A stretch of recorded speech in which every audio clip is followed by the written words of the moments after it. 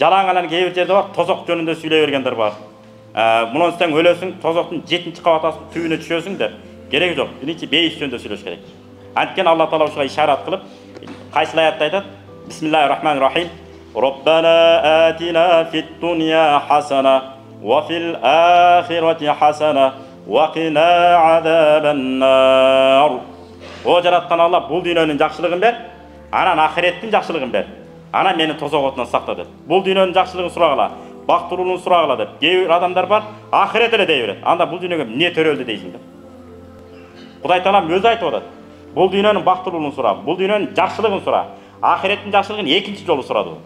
Анан тозок отунан сактанууну суранды. Ошон үчүн мына дүйнө эгин талаасы, ахирет үчүн эмне эксек, ошону ахиретте ооруп алат экенбиз.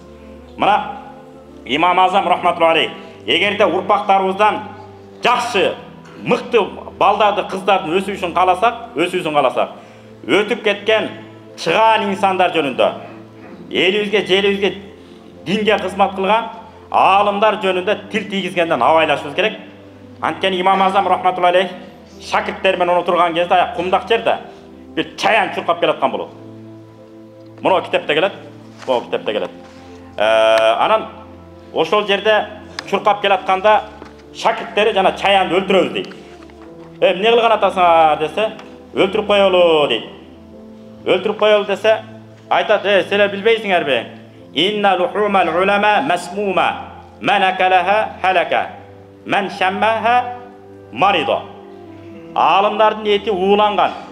Аны ким жесе өлөт, ким жыттаса ооруйт деген экен. Ошон үчүн улумун өтүп кеткен аалымдар жөнүндө тил тийгизбегенге аракет кылыш керек. Себеби дегенде урпактарыбыз келечектеги 7 муунга чейин урпагыбыз начар чыгып калышы мүмкүн.